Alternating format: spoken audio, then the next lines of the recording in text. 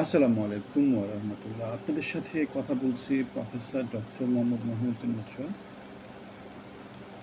আমাদের বাংলাদেশের এই যে জুলাই আগস্টে গত বছরের যে বিপ্লবটা হলো, সেই বিপ্লবের সময় আমাদের একটা ঐক্যমত্য ছিল। সমগ্র জাতি ঐক্য হতে পেরেছিল, সেজন্য সংঘবদ্ধ হয়ে 17 বছরের যে প্রচণ্ড শক্তিমান হাসিনা সরকারকে আমরা দেশ ছাড়া করতে পেরেছিলাম। এখন বাংলাদেশে সে ঐক্যটা আর নাই।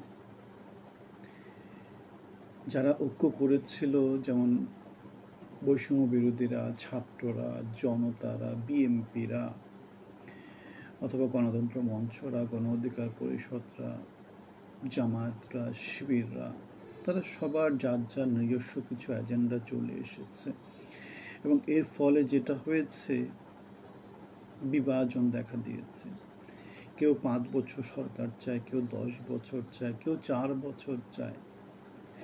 কেউ দলের মধ্যে গণতন্ত্র প্র্যাকটিস করতে চায়, কেউ দলের মধ্যে গণতন্ত্র প্র্যাকটিস করতে চায় না। কেউ সব ক্ষমতা নিজের হাতে রাখতে চায়, কেউ ক্ষমতাটা ভাগাভাগি করতে চায়।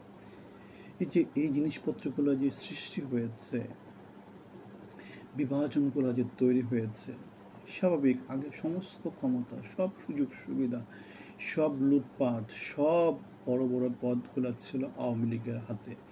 এখন সেই পদগুলো ভাগ হয়ে গেছে যারা যারা গত জুলাই আগস্টে ঐক্যমতে ছিল। কিছু কিছু হাসিনার সুবিধাভোগী লোকজনও এখন আছে, তারা হচ্ছে গিয়ে সব সরকারের সময় তারা কি করে, ভালো ভালো পদগুলো নিজেদের জন্য রেখে দেয়।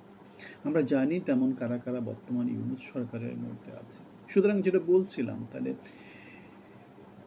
সবাই তো বেসিক্যালি আন্দোলন সংগ্রাম যা যা কিছু করেছে সব বৈষম্য থেকে হয়েছে। বৈষম্য কি, সবাই খাবে না, শুধুমাত্র আমরা খাবো, সেটা ছিল হাসিনার সময়ের নীতি ছিল।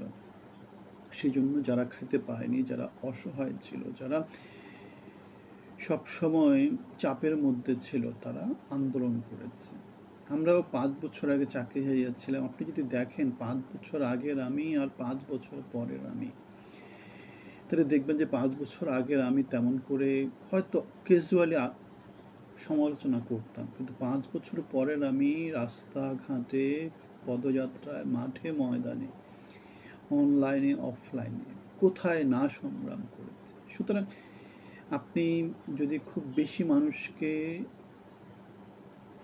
উপর অন্যায় করেন, বেশি মানুষের উপর যদি আপনি জুলুম করেন, তাহলে সে জুলুমটা জমতে জমতে হিমালয়ের মতো হয়ে যায়।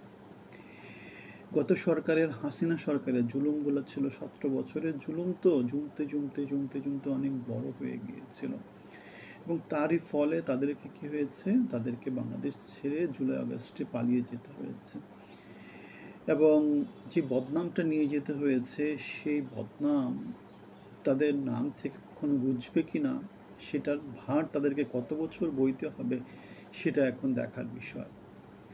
এখন যেটা নিয়ে কথা বলছিলাম, তো যারা ঐক্যমতে ছিল, যারা একসাথে জুলুমের শিকার হয়ে যারা হাসিনার বিরুদ্ধে আন্দোলনে নেমেছিল, তারা আবার তাদের মধ্যে বিভাজন দেখা দিয়েছে।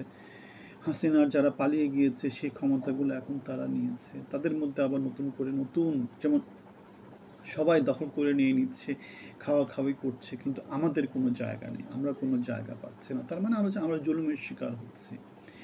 আওয়ামী লীগের লোকজন যারা পালিয়ে গেছে, তারা তো পালিয়ে গেছে, যারা দেশের মধ্যে আছে, যারা জুলুমের শিকার হচ্ছে, তারা জুলুমের শিকার হচ্ছে।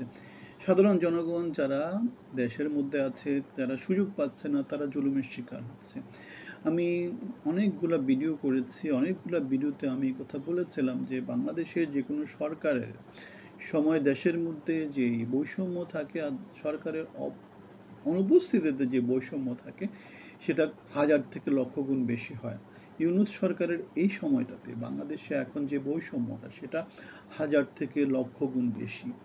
সুতরাং এই অবস্থায় আমাদের সমাজের মধ্যে বিভাজন আছে, আমাদের সমাজের মধ্যে না পাওয়া অতৃপ্তি এগুলো আছে। যেটা বলছিলাম যে মাহাথির মোহাম্মদ মালয়েশিয়ার খুব বিখ্যাত একজন প্রধানমন্ত্রী ছিলেন। তিনি মালয়েশিয়াকে প্রচণ্ড রকমভাবে জাতীয়তাবাদে উজ্জীবিত করেছিলেন, উন্নয়নের শিখরে নিয়ে গিয়েছিলেন, যেমন করে সিঙ্গাপুর হয়েছিল, যেমন করে সাউথ কোরিয়া হয়েছিল। সো মাহাথির মোহাম্মদ একটা কথা বলেছেন, শেখ হাসিনাকে ক্ষমতা থেকে নামাতে যে ঐক্য দেখা গিয়েছিল সেই ঐক্য আর দেখা যাচ্ছে না। বাংলাদেশের মানুষ কি ধরনের সরকার চায় সে বিষয়ে ঐক্য নাই। প্রত্যেকে চায় নিজের মতামতই দেশের সবাই মেনে নিক, আর তাতেই সমস্যা তৈরি হচ্ছে।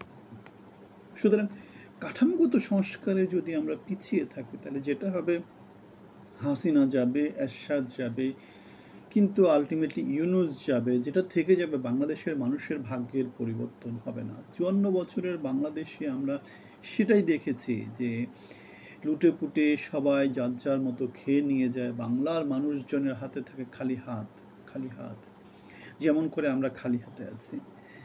এখন আমাদের মতো যোগ্য মানুষরা যদি খালি হাতে থাকে, বাংলার পথে প্রান্তরে ছড়িয়ে ছিটিয়ে থাকা কোটি কোটি মানুষজন তারা কীরকম করে আছে, তারা কীরকম বৈষম্যের শিকার হচ্ছে, সেটা আপনাদের কাছে একটা প্রশ্ন রেখে গেলাম। আপনারা যারা জানেন না যে আমাদের যোগ্যতাটা কি, আমরা কি করেছি, আমাদের অর্জনটা কি, তারা আমাদের আগের ভিডিওগুলো দেখে নিতে পারেন অথবা প্রশ্ন করতে পারেন, আমরা প্রশ্নের উত্তর দিতে পারি। তাহলে মাহাথির মোহাম্মদ এই যে সুন্দর একটা কথা বলেন, সেই কথাগুলো বাংলাদেশের জন্য বাস্তব, বাংলাদেশের ৫৪ বছরের ইতিহাসের জন্য বাস্তব। এখন সামনের ইতিহাস কি পরিবর্তন হবে? বিএনপি আসলে কি বাংলাদেশের দুধের নহর বয়ে যাবে এমন কিছু? না, আমরা বিএনপিকে শাসন করতে দেখিনি, দেখেছি তো। বাংলাদেশে যত দল আছে সেগুলো থেকে বিএনপি একটু ভালো, কারণ বিএনপি হচ্ছে গিয়ে শহীদ প্রেসিডেন্ট জিয়াউর রহমানের দল, খালেদা জিয়ার দল। এখন তারেক জিয়ার দল হলে সেটা কেমন হবে, সেটা আমরা হালকা পাতলা হয়তো বা বিএনপি সর্বশেষ যে টার্মটা ছিল ২০০১ থেকে ২০০৬ সেটা আমরা দেখেছি। সুতরাং আমরা খুব বেশি আশাবাদী হওয়ার বেশি কিছু, আমি জানি না তারেক রহমান গত ১৭ বছরে পরিবর্তন হয়েছে কিনা, তাকে কিছু শিক্ষা সময় দিয়েছে কিনা, অথবা নাকি তিনি সেই শিক্ষায় পরিবর্তিত হয়ে বাংলাদেশকে পরিবর্তিত রাজনীতি করবেন কিনা। বাংলাদেশে পরিবর্তিত রাজনীতি করতেই হবে, পরিবর্তিত রাজনীতি না করলে হাসিনা যে পথে গিয়েছে বাংলাদেশের অন্যান্য শাসকরাও সেই পথে যাবে। কেন তরুণ সমাজ বাংলাদেশের এখন বড় একটা রাজনীতির নিয়ামক।